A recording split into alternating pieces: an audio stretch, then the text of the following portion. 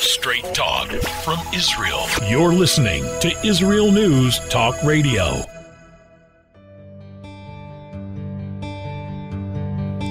Hello and welcome to Soul Talk. This is Leora Mandel. I'll be joined with Rabbi David Aaron after the break. The day of Tisha B'Av, the 9th of Av, where we commemorate and remember the destruction of the temples, the first and second temple, the Beit Hamikdash, is this week.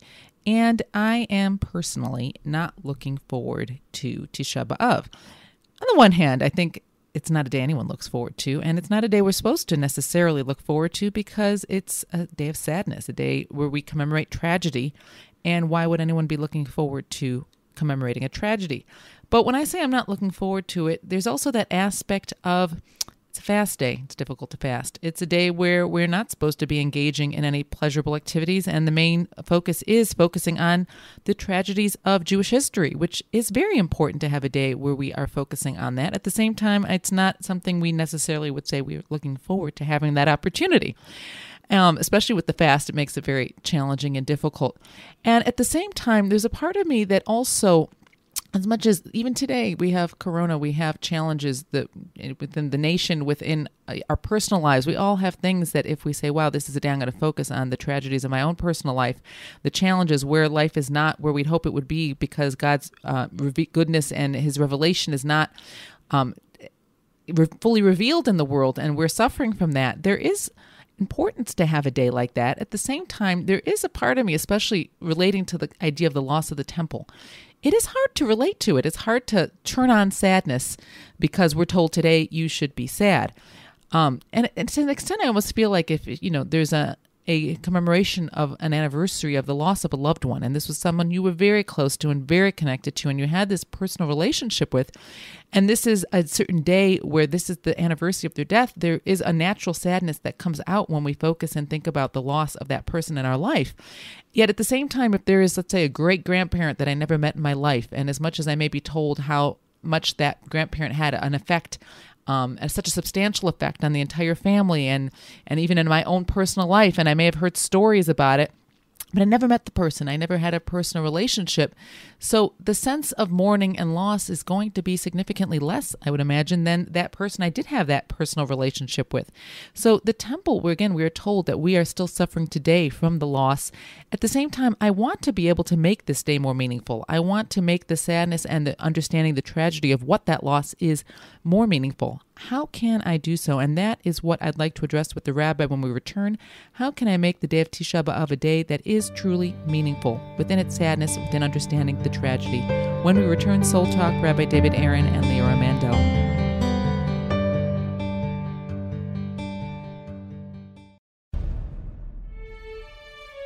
Israel is located in one of the most volatile areas in the world.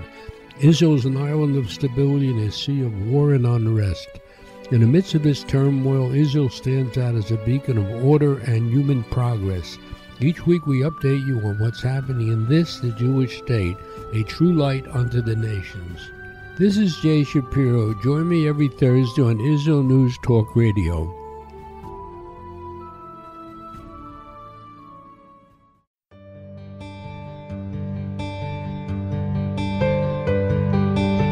Welcome to Soul Talk. This is Leora Mandel with Rabbi David Aaron. Rabbi Aaron, Tisha B'Av, the 9th of Av, which is the day we commemorate and remember the destruction of the temple, the Beit Hamikdash. Both temples, actually, the first and the second, is upon us.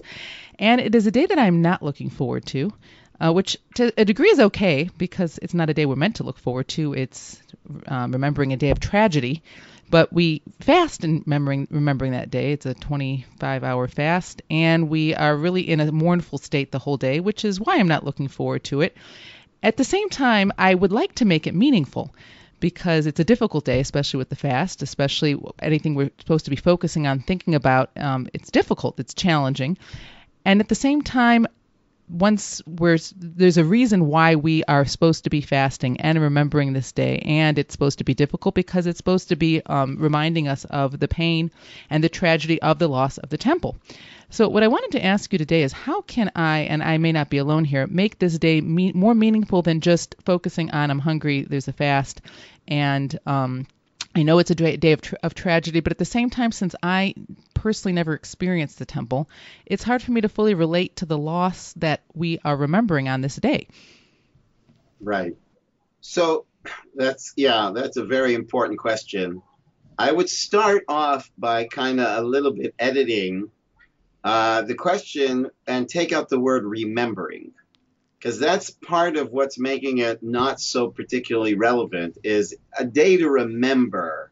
It's really not a day to remember the loss. It's a day to live and feel the loss. Mm. And remembering is a little bit aloof. I'm remembering something that happened. This is not a day that we're remembering something that happened.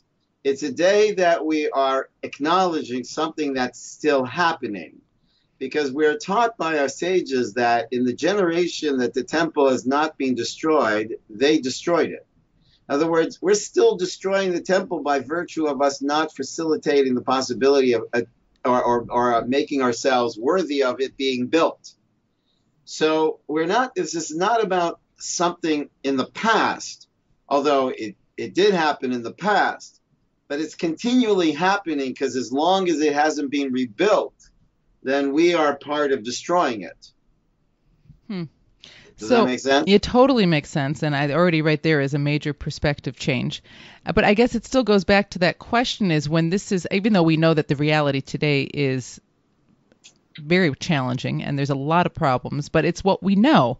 And to a degree, it's hard to understand. I mean, as much as there was something we were lacking a lot without having the temple times weren't necessarily a Garden of Eden where everybody lived and everyone was healthy and everyone got along. So it's hard to understand what is the difference today of what we're suffering from not having the temple still compared to what was when it existed.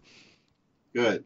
I want to respond to that, and I want you to remember that question. But I want to just go back to how can I look forward to this day? Oh, excellent. Yes. I want to go back to that because, why would anybody look forward to a day that is sad? I'm supposed to kind of get into a sad state of mind.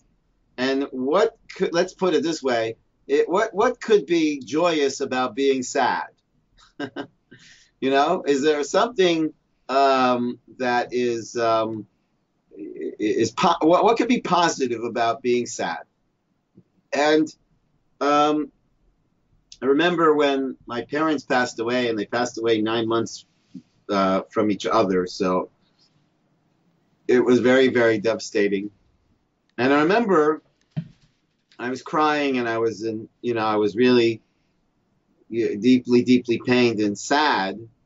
But inside me, there was this happiness that I knew how to be sad. And that I was sad over that which was really worth being sad over. And I realized that I've come to realize in my life, and this is what I share with my students, that people think the opposite of depression is happiness. You're depressed because you're not happy. And I believe that you're depressed because you're not sad. And you don't know how to be sad.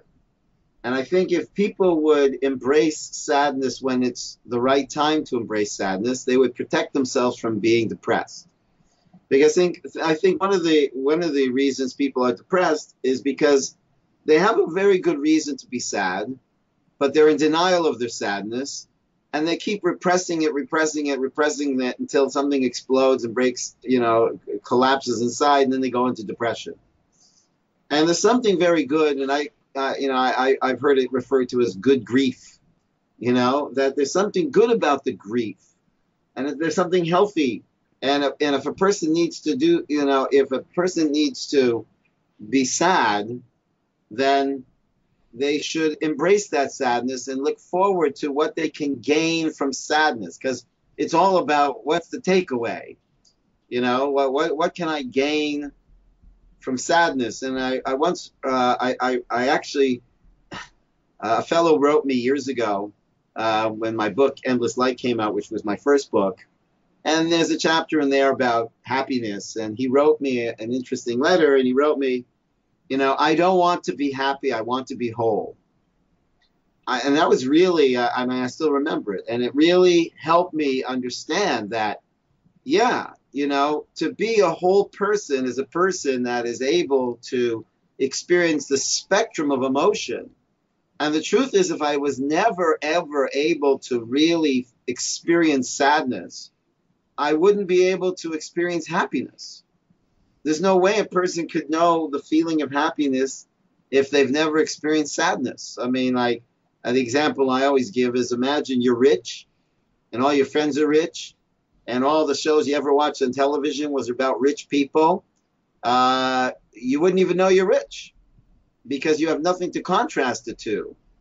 And so you can't be happy without being sad, and you can't be sad without being happy. These are two sides of the one coin of an emotion.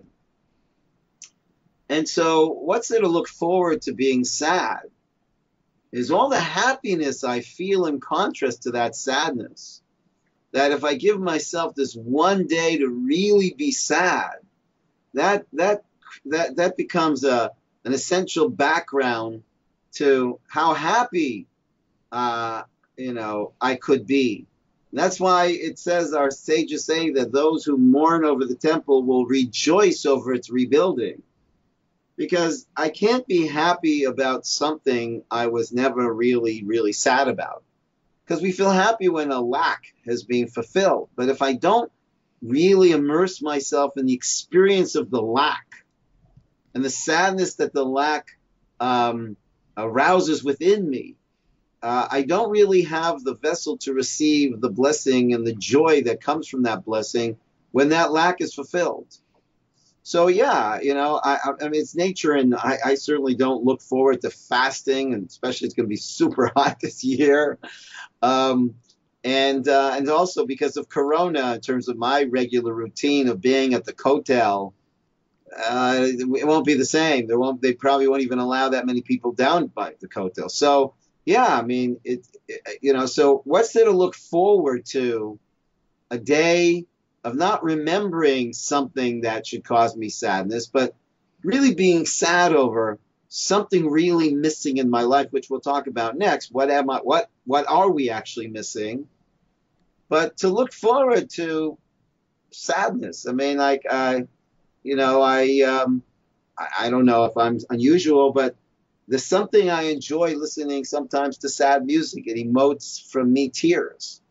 And you'd say, like, and a lot of people have written sad music. It's not, there's upbeat, happy jazz kind of music. But then there's music that is actually very sad, and yet it's very beautiful. There's something very beautiful about it, in that it arouses you to something very deep and real. And I feel that there's something beautiful about laughing, and there's something really beautiful about being able to cry. So fundamental what you're talking about, and I think just this point is so essential in terms of exactly that point. There's something I think that, to some degree, just the culture and society we live in, we're so focused on how to be happy, how to make yourself happier, and the point is you're bringing out is we have to recognize is that there's also a place of knowing how to be sad, and it's actually a healthy and important part of ourselves we need to develop, especially in real challenges in our lives and real tragedies. Here we have a national tragedy, but also affects us personally, is that if we don't know how to be sad and take time for sadness, then we will not truly know how to be happy. And that's almost like a point that's so skipped because we're so focused on happy all the time that we miss this point of taking time for sadness. Right. And often people are in the pursuit of happiness because they're running away from sadness, rather than, wait a second, acknowledge the sadness. If you have a valid reason to be sad, then grieve, then cry, then talk it out. But don't run away from it. I had a student, and she was really tough. The first day she walked into the class, you just saw something really tough there. And I couldn't figure it out. Something closed and rigid and hard. Something really hard about her. On her face, her facial features were hard. And somewhere in our seminar, the Israelite seminar was a 3-week program. And somewhere in the middle of the seminar, she said, "Can I get some private time with you?" I said, "Sure." So we sat, and she said, "I want to tell you a story. My father died many years ago when I was 21 years old. And I was so devastated by it, but I decided I'm not going to let it get me down. And so I went to the funeral, and from the funeral, I went to work. And I'm wondering, did I do something wrong there?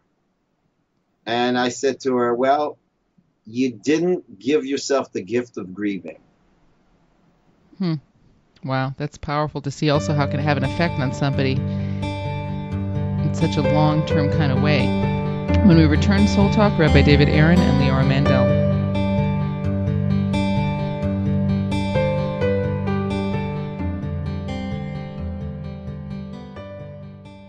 The Tamar Yonah Show. Tamar? She's sassy. She's smart.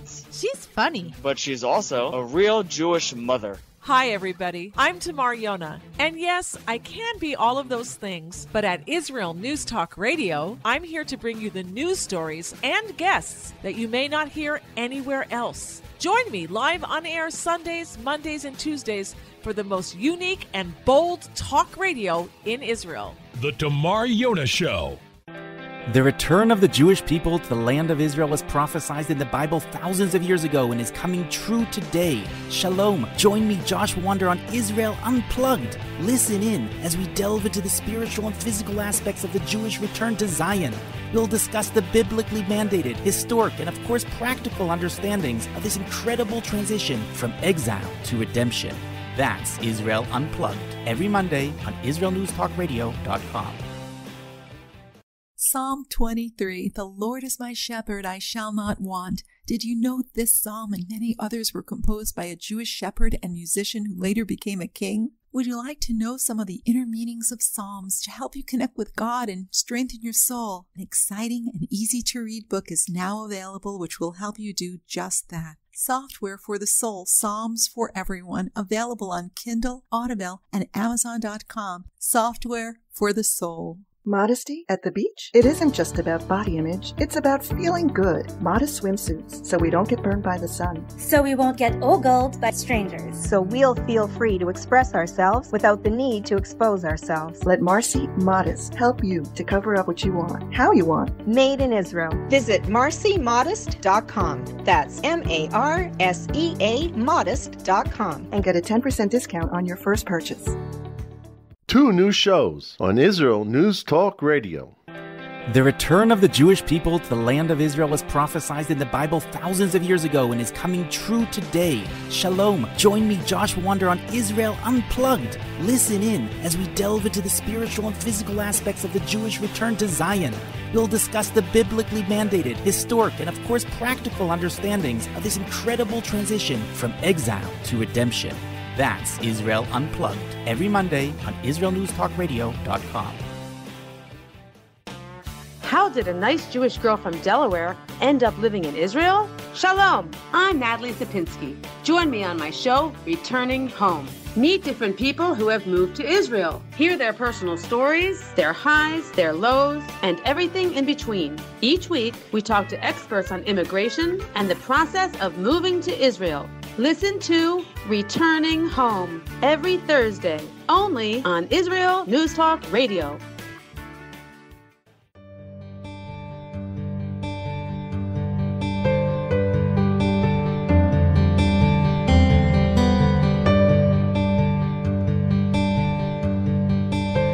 Hello and welcome back to Soul Talk. Leora Mandel with Rabbi David Aaron.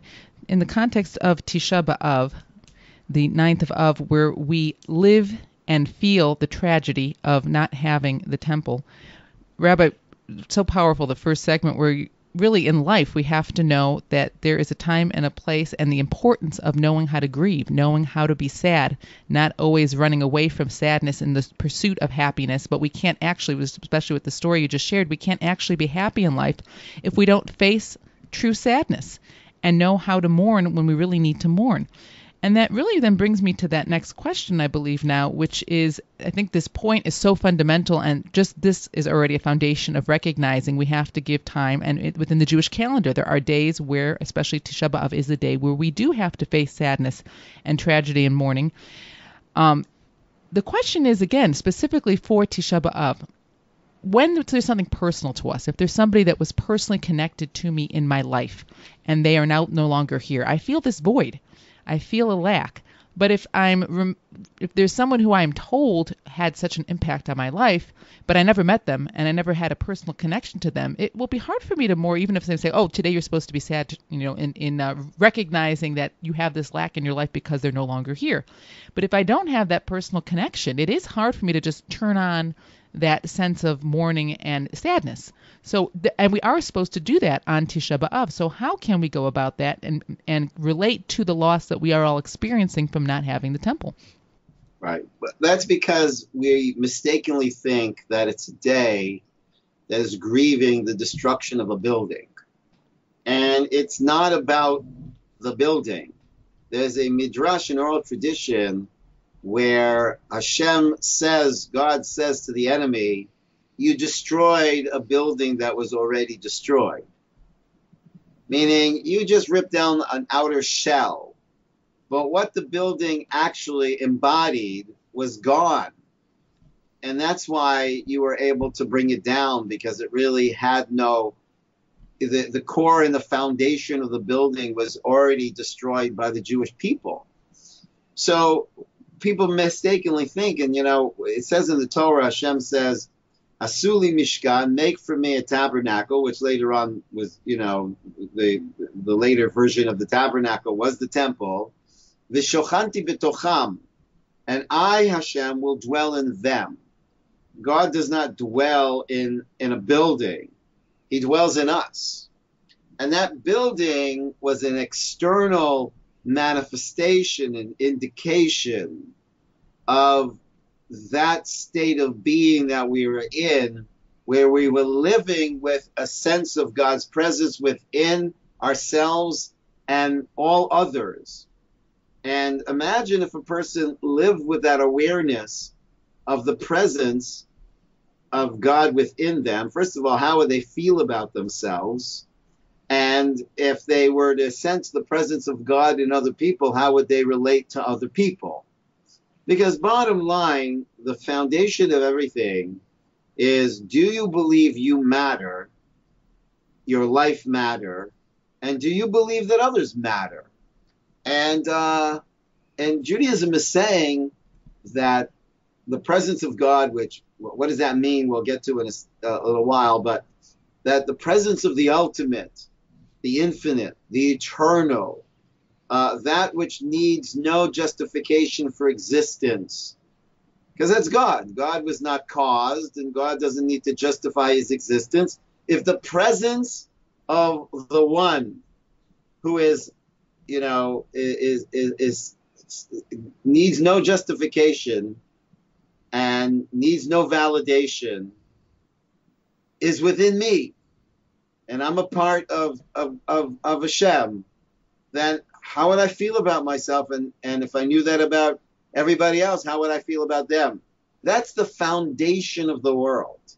That's the core of everything. Recently someone reached out to me and told me such terrible, terrible stories about their relationship with their parents, and and really how hurt they were by their parents. And I always believe that people are hurting people because they themselves are hurting, and that that's not a justification for terrible behavior, but it's just an understanding of it and an attempt to figure out how to fix it. And how to fix it is to feel good about ourselves. And it's very hard to feel good about ourselves if we think that we're just dust in the wind, and that we're just 1/7 billionth of a speck of dust in the cosmos. And so feeling the presence of God in our lives and in ourselves is this feeling of that in my core, I am of the utmost value, and so are you. And that temple was an external manifestation of that state of being, that state of mind. Once we lost that state of mind, and how did we do that? We spoke about it, I think, last week, the first temple was destroyed because of three cardinal sins, murder, idolatry, and sexual perversion.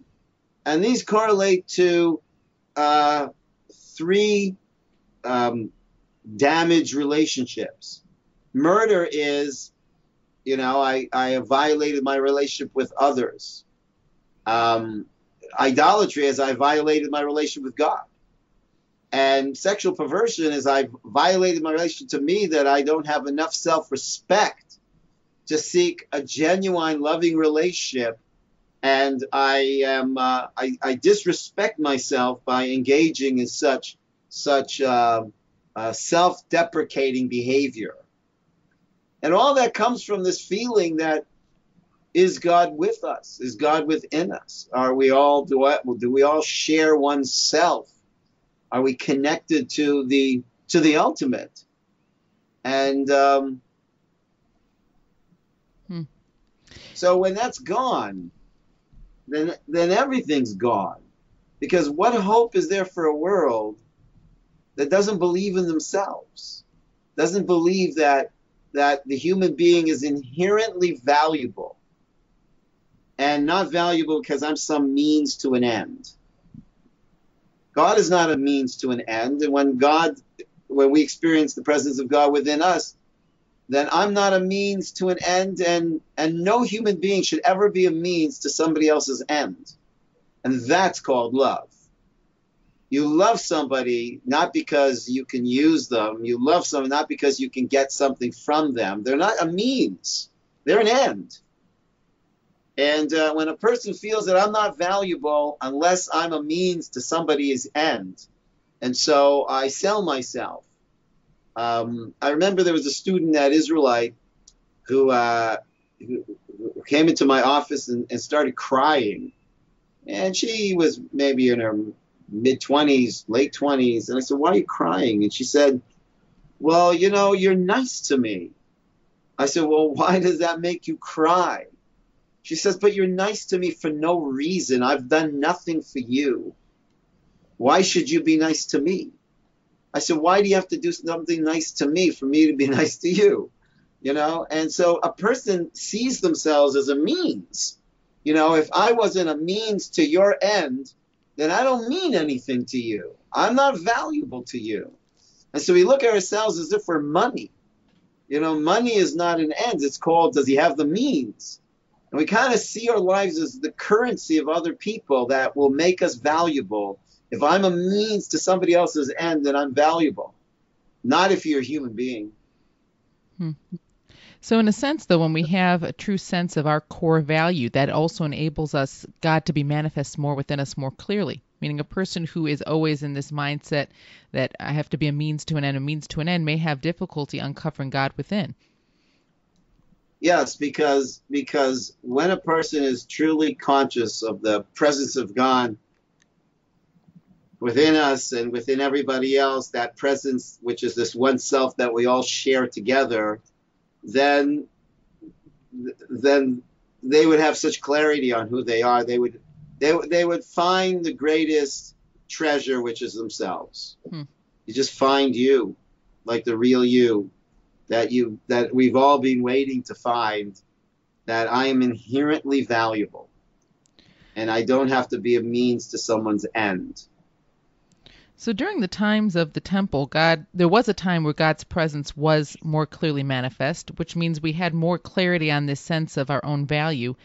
And then my question then would be, then how did we lose that? Because if we got to the point of the temple being destroyed because of these core sins, we really lost ourselves. How did we lose ourselves in spite of the fact that there was this time where God's presence was so clearly felt? Well, it's how does anything happen? It's an avalanche. It starts with one compromise. Now, it's important to understand that if I'm always in a certain state of mind, then I'll never be in that state of mind. Like, for instance, my bet is that nobody has noticed themselves breathing until I just mention it right now, because we do it all the time. So unless somebody says, hey, we're breathing, we don't notice we're breathing because it's so regular. It's like that clock, that alarm clock we bought. And the first night I can't go to sleep because I hear it ticking, but then I don't hear it ticking anymore. So so life does have fluctuations where it's just like light. Light is actually oscillating between darkness and light, but I'm only noticing the light. It's a flick, there's a frequency and it's flashing. It's oscillating very quickly, and I'm noticing the light, but there's actually a darkness. And so, there's darkness and light, but what happens is I get stuck in a dark moment, and then I make a compromise, and then I start noticing more of the darkness than the light. When we return, Soul Talk, Rabbi David Aaron and Leora Mandel.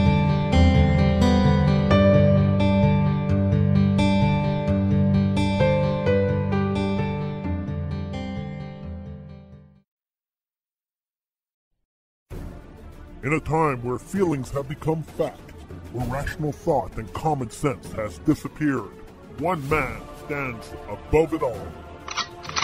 I'm Howie Sobiker, your political hitman. Political Hitman airs every Tuesday at 11:59 p.m. North American time, 7 a.m. Israeli time, only on Israel News Talk Radio. Are you interested in transforming your life, drawing closer to the Creator, and uncovering the deeper meanings and hidden treasures in the Hebrew Bible? Then join me, Rav Yitzhak Michelson, and me, William Hall, on The Science of Kabbalah, where we are seeking to narrow the gap between what we understand of our physical and spiritual worlds. So make sure to tune in every Tuesday at 5 p.m. Israel time, 10 a.m. Eastern Standard Time, here on Israel News Talk Radio.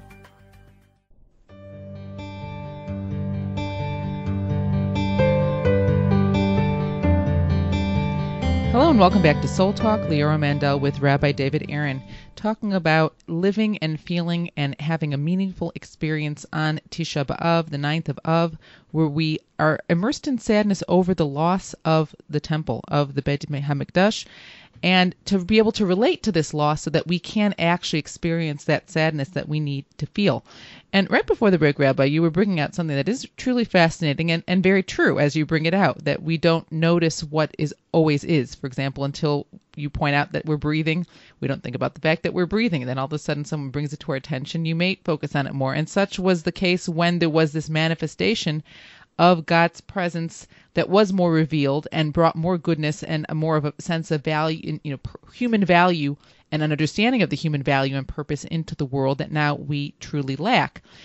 It is so interesting, and this is, I guess, one of the things that I would say part of what we're doing, as you said earlier, is that if the temple has not been rebuilt, then we are still suffering from the same challenges that brought its destruction. And as you're sharing this with us, I'm realizing that one of the things we need to fix within ourselves is having more awareness of the things that we start losing awareness of, like God's presence, like our human value, all of these important fundamental things that are just, again, we get used to and we don't realize how important they are, and we don't want to have to lose something to start to appreciate it.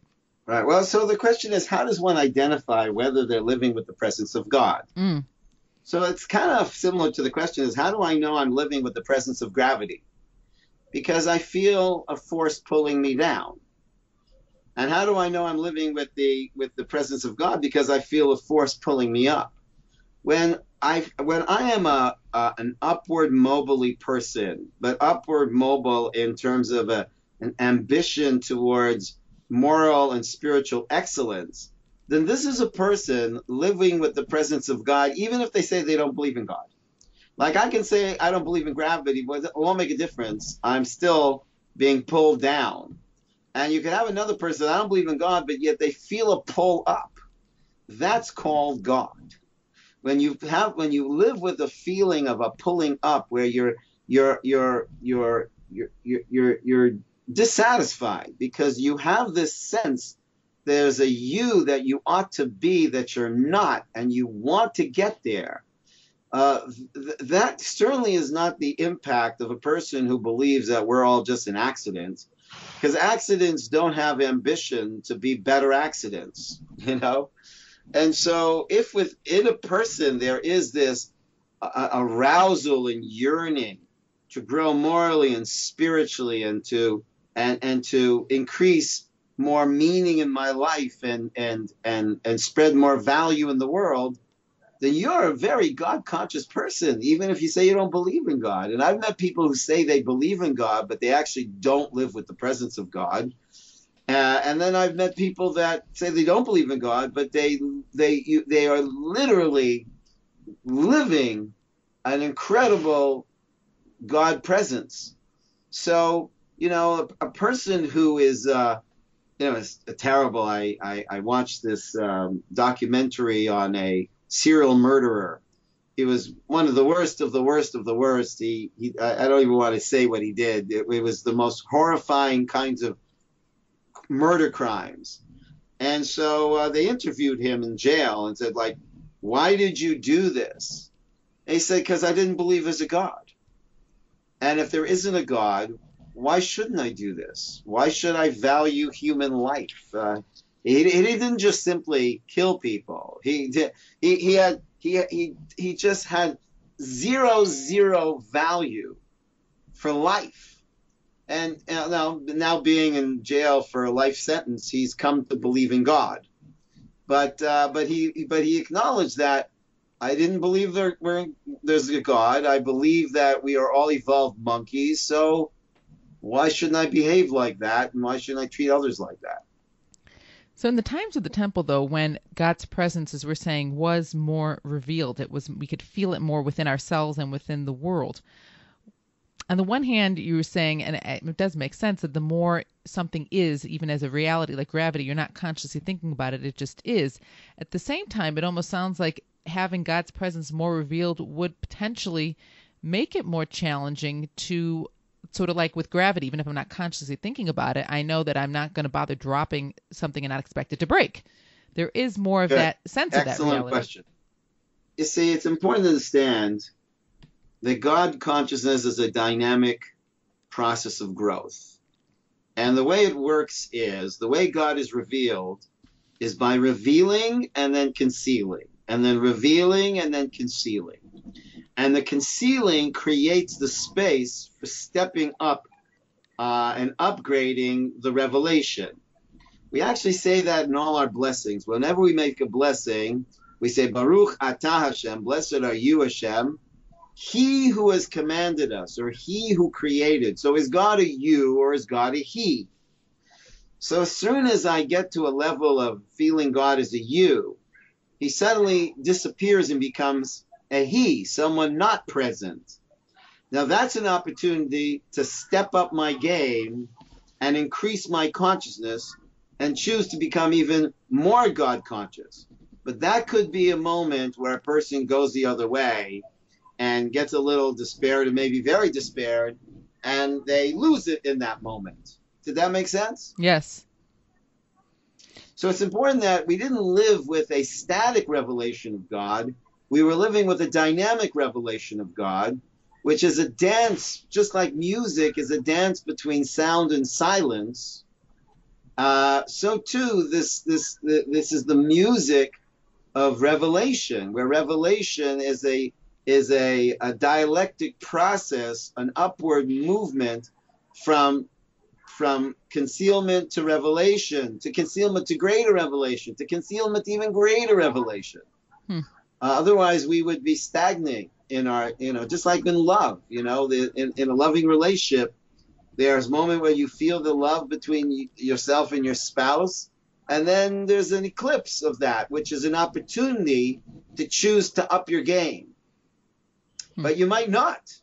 And in that opportunity, you might make a choice that increases concealment rather than cashes in on the concealment and ups your level of revelation. And to a degree, I would say we have, again, we don't know how revealed God's presence was then versus now, but I would say that that principle still exists, but I guess in a more concealed form I think in our personal lives too.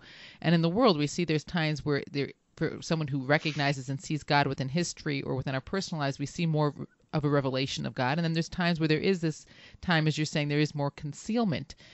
But how do we get a sense, and just going back to that initial question, is feeling the loss of what we're mourning? Because again, I just keep going in my mind, I hear what you're saying and I sense some of it today, but it's hard for me to know what was, it's almost like, I guess, like a light bulb. We're used to living with dim light, whereas it sounds like during the times of the Beit Hamikdash, there was potential for much brighter light of really sensing God's presence. But since I never experienced that, it's still hard for me to fully relate to.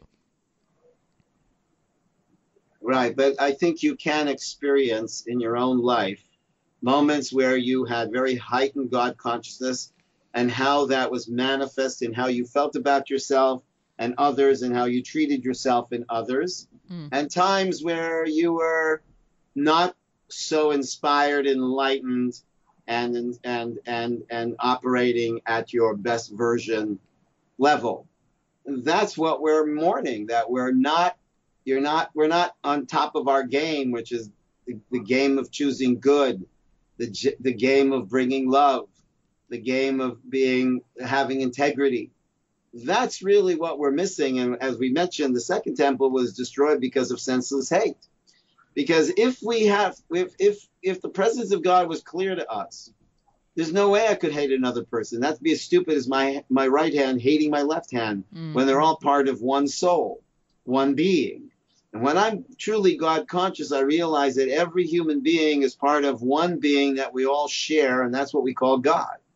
And if we understood that, then this world wouldn't be filled with gossip and crime and just people hurting each other, and it would be a Beatles song. It would be love, love, love.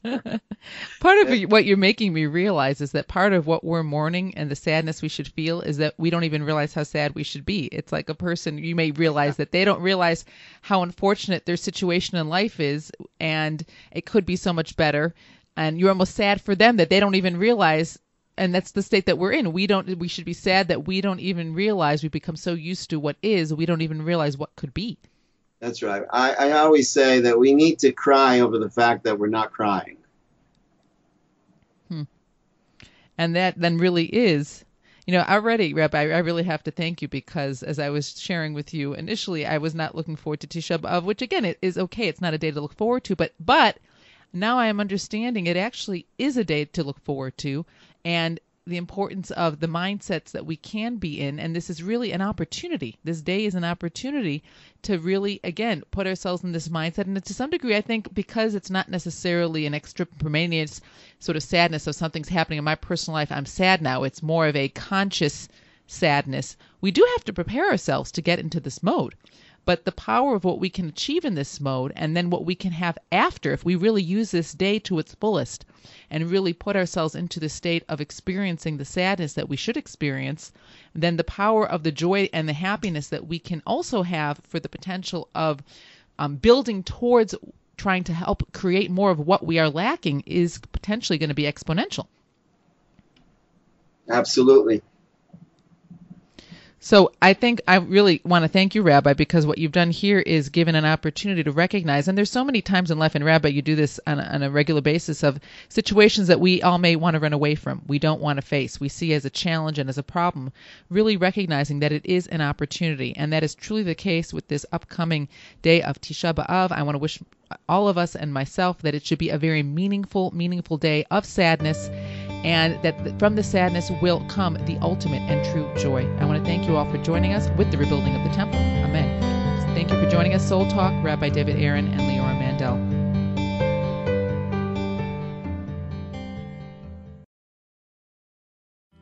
Where can you get the inside news on Israel?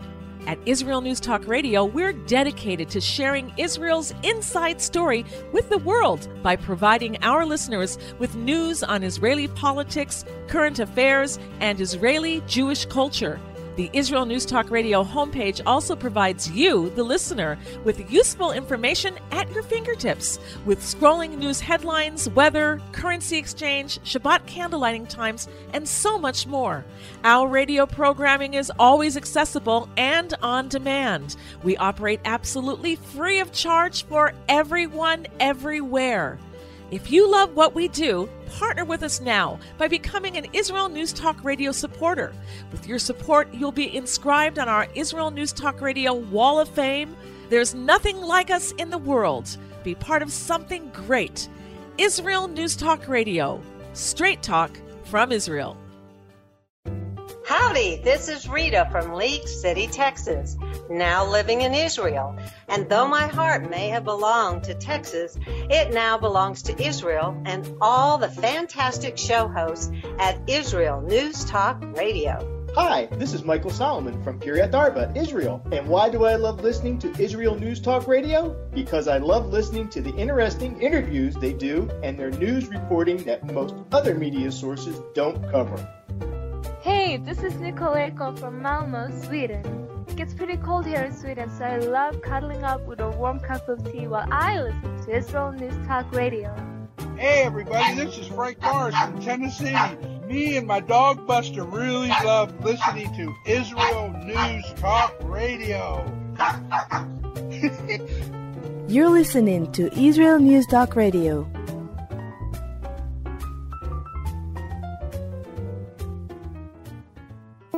News, opinion, and more. You're listening to Israel News Talk Radio.